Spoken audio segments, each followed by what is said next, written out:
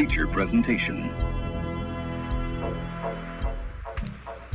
This morning we have an interesting subject which probably is not as generally known as might be desirable.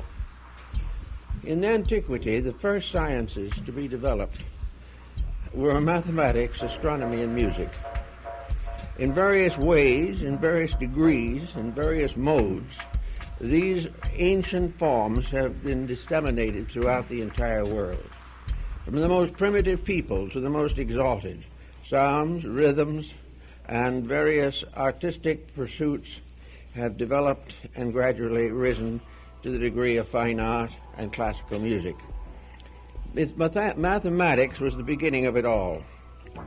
And the mathematical symbols, as developed by the Pythagoreans, probably derived from India, was the science of organization.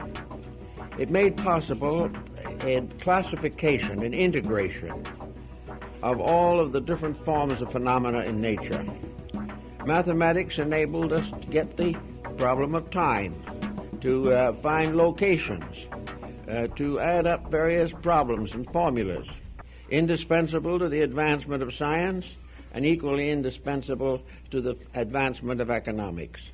So mathematics was really a wonderful development. We do not know who actually originated it or the first great mathematician, but we suspect it may have been developed either in India or ancient Egypt. In any event, mathematics was a science of exactitudes. It lifted things out of doubt and generality and resulted in a formation or a formularization of knowledge which has continued to support our various activities from a very remote time. Now, astronomy was not possible until mathematics came along. And mathematics took the universal system that we see around us and began the gradual organization of it. That is, it did nothing to change the system, but to organize our concept of the system.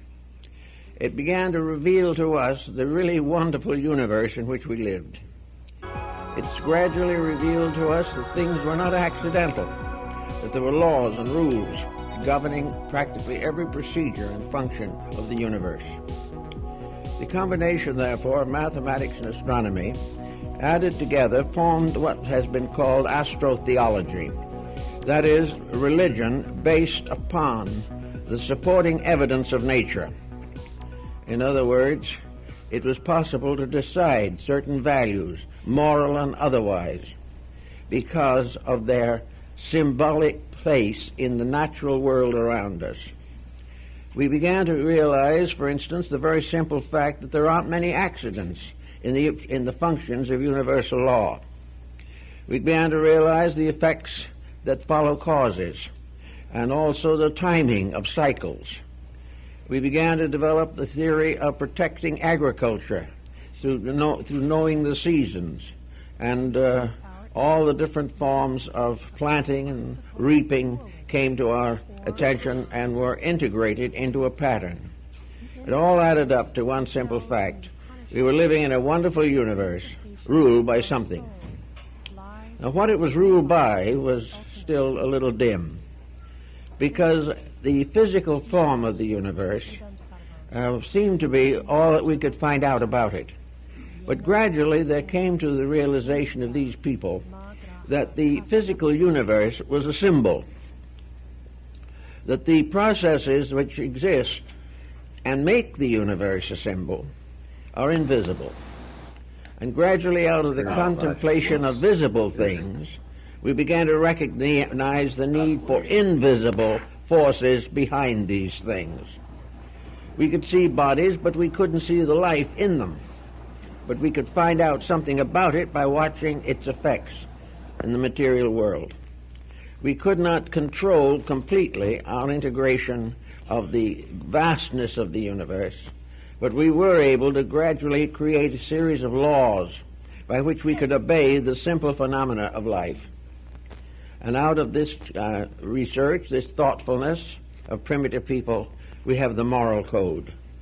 The moral code is based firmly upon universal laws, laws that men never quite understood fully, but the results of which came to their attention every day, until finally they were forced to accept the causes because there was no other way of explaining the effects. So little by little, knowledge increased.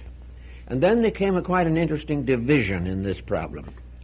Namely, knowledge considered on the one hand as beneficial, and knowledge on the other hand as dangerous. It became obvious that knowledge brought with it power. And it is also a fact that was known to very ancient people that power is temptation, and power can lead to most of the disasters which can occur to the human being. Therefore, knowledge without ethics, skills without integration of consciousness, the individual operating in the material universe without sensing the responsibilities which are involved in existence, was a danger and a menace to the rest of society. There was no way of once withdrawing knowledge that had been given. Once the knowledge was available, nothing could put it back again into secrecy. The only answer to this problem was to keep it secret from the beginning. Now, the problem of secrecy was largely in the hands of a philosophical priesthood,